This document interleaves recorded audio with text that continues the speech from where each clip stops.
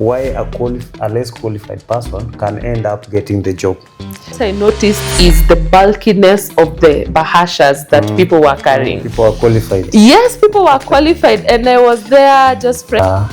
You're interviewing a candidate. Yes. And in most cases, whoever is hiring is the line manager for that department. Yes. Not how you showcase your capacity to solve that business problem.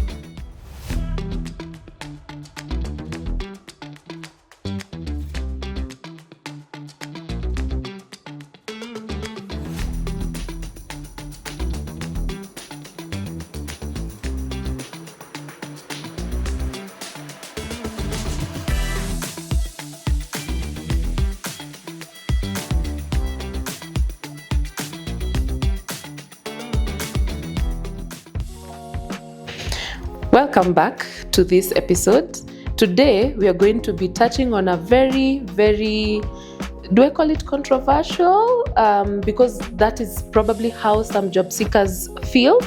And before I tell you what the question is, I'm going to open it up with a story, my personal story. So after I finished campus, I was nilikuwa najituma, ile kujituma. Na I had not graduated, so I only had my transcripts and I really wanted to work. Unajua tukiwa high school, we used to do this thing.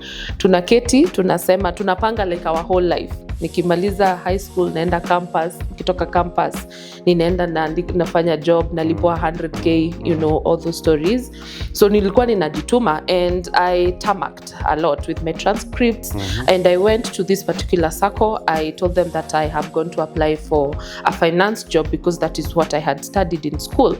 And they told me they don't have an opening for finance, but they have an opening for marketing. And what I did is I just crossed out kwa bahasha. I crossed out and wrote applying for marketing, and I left my papers with them. A few days later, they called me for an interview. When I went to the interview, we were so many people, and what I noticed is the bulkiness of the bahashas that people were carrying. People are qualified. Yes, people were qualified, and I was there just fresh out of campus, and I was wondering, what am I doing there? We went through 2 rounds of interviews. We had a written one and we had a panel interview. And at some point, the imposter syndrome was coming to me, but nilijijaza. And when I was talking with the other candidates, they were telling me I have a bachelor's degree, I've done master's, they've done some professional courses as well, like in a CPA. That made me feel some kind of way, and I was very, very convinced that there's no way that I'm going to get that job over those other people. The qualified ones. Yes. But surprise, I was called for the job. Yeah. Nice. And I know that there are these stories, quite a number of people get jobs when they are less qualified. So that brings us to today's question. In this episode's question is it true that less qualified people get the job? Nice. So I'll say yes and no. And when you're going for an interview, and this is what I tell most of the people I coach, you are going to solve a problem. Yes. You are not going to showcase your qualifications. And there's a CEO I once worked with, and he says with him he looks at 2 things. Capacity and commitment. Your papers will give you the capacity. Yes. But the commitment has to be there. So back to your question, why a less qualified person can end up getting the job? There are different things that are looked at when you're interviewing a candidate. Yes. And in most cases, whoever is hiring is the line manager for that department, not the HR person. So this line manager could be focusing on, I want someone who is trainable. I want someone who has a good attitude.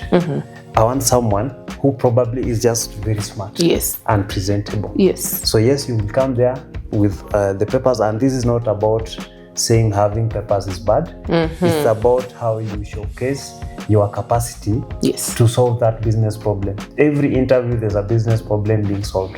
So you could be having the papers, But the person who has lesser papers than you will be able to showcase more that they are going to solve that problem better than you.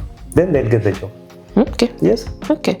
That's interesting because now it changes the whole game when it comes to when we are seeing job adverts that are saying we are looking for someone who has done a master's degree. So are you telling us that that should not stop us from applying for that job? Yes, I'll say yes, because this is how interviews are structured. When you're trying to get a good candidate for the role, there's the education part. Yes. There's always a structure that is used to now qualify a candidate. There's the education, there's probably the bio of the person, there's the experience that this person has. Then there are those other extra skills. So you'll find somebody has the education very strong, but the other areas, they are very weak. Then the other person, I'll give you an example, probably a master's and a diploma. This person has a diploma, but very strong in the other areas. So you'll find this diploma guy will be able to outdo the master's guy. When now we finish the scoring of that interview. Okay. Yes. So does this also mean that as a job seeker, when someone is looking for a job, they need to do their homework? A lot. They need to do their homework so that now once they get to that panel, they're able now to showcase where their strong suits are. This is what I always tell people. Never go into an interview room if you don't know the problem you are going to solve in that company. You failed it before you step into that interview room. Okay. You must know this job advert. What is it talking about? What problem is this company trying to solve? Do I have the skills? Then when you go to the interview room, you are now supposed to project yourself and say, this is me. I see you are looking for someone with ABCD. I'm the right person. I have 1, 2, 3. That's how interviews are done. Amazing. Yes. So if you just wake up or if you're just doing mass applications without taking the time to do your homework, taking even the time to just make sure that you actually fit for the job, you need to change your directive as a job seeker. So we will end that episode there, and thank you so much for tuning in. Thank you so much, Collins, for the insights. We hope to see you for the next This Job. Bye.